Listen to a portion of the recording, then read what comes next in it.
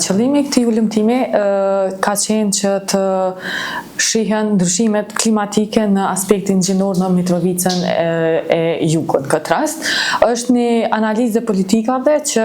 është punu në të gjatë një vitit, duke përfshirë nga shkurti i vitit 2025 deri në fillim të vitit 2026, ka qenë një punë prej një vjeçare. Në këtë ulëmtim kemi dashur që të paraqesim disa problematika të disa prej lagjeve të komuniteteve që jetojnë në këtë komunë. Janë tri lagje, lagja e Boshnjakëve, lagja Adem Voca dhe lagja Dykoriku, që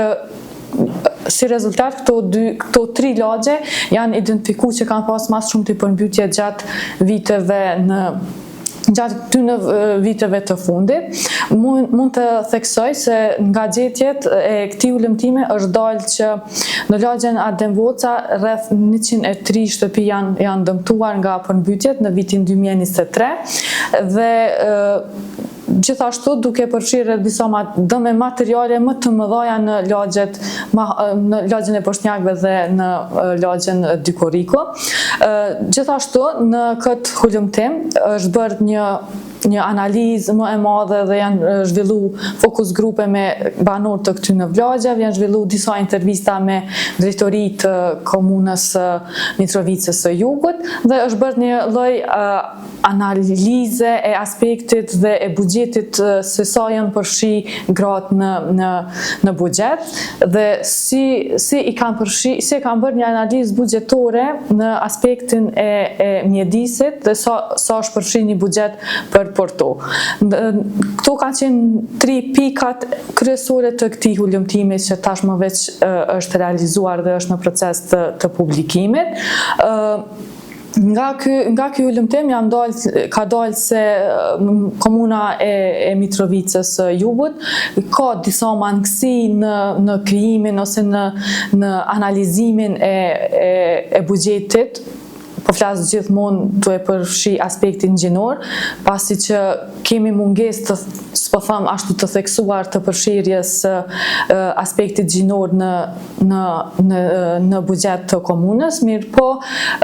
sipas analizës që është bërë në këtë ulëmtim, del se është një mungesë më shumë e theksuar tek kur flasim për aspektet klimatike, për përmbytjet dhe për çështjet mjedisore. Andaj disa nga rekomandimet që kanë dalë nga ky ulëmtim del të jetë se komuna dhe drejtoritë përkatëse, si në këtë rast drejtoria për emergjenca, drejtoria e mjedisit, duhet të ketë një fokus më të veçantë që kur ta realizojnë buxhetin për vitin paraprak të kenë një aspekt më të theksuar tek buxheti që dedikohet vetëm për gratë. Një gjetje tjetër që ka dalë nga ky ulëmtim është se shkaqet ose pasojat që kanë ndikuar nga këto përmbytje që janë bërë gjatë vitit 2023-2024, del që mas shumë të kanë pësu gratë. Kjo për shkak që bara më e madhe e punëve si të shtëpisë, si edhe të kujdesit të familjes është tek gratë, andaj edhe gjatë përmbytjeve, edhe pas përmbytjeve rezulton që gratë e kanë pësu mas shumëti këto themi ashtu fatkeqësi. Përveç barës që ka rënë tek gratë ma shumë, një tjetër gjetje ka dalë se ato ka pas gra, po edhe në këtë rast edhe burra që kanë ndikuar edhe në shëndetin e tyre. Disa familje është dashur edhe të largohen nga vendet e tyre deri në një kohë kur komuna ose drejtoritë përkatëse kanë bërë një zgjidhje për shtëpitë e tyre. Kështu që kjo është disa prej gjetjeve që janë realizuar në këtë ulëmtim. Ndërsa kur flasim për aspektin e ndërgjegjësimit të këtyre shtëpive ose të këtyre banorëve të këtyre lagjeve, mund të theksohet se kemi një komunikim Kogja shumë të mangët qytetarë dhe komunë, sa i përket këtyne përmbytjeve dhe këtyne aspekteve mjedisore, dhe nga ullumtimi ka rezultuar se 76.7% e këtyne të qytetarëve janë të pa informuar për ndryshimet klimatike, ndërsa rreth 53.3% e këtyre të anketuarve nuk kanë marrë trajnime të ndryshme që kanë të bëjnë me mjedisin ose me ndryshimet klimatike, dhe 66.7%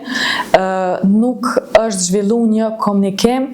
në mes të institucioneve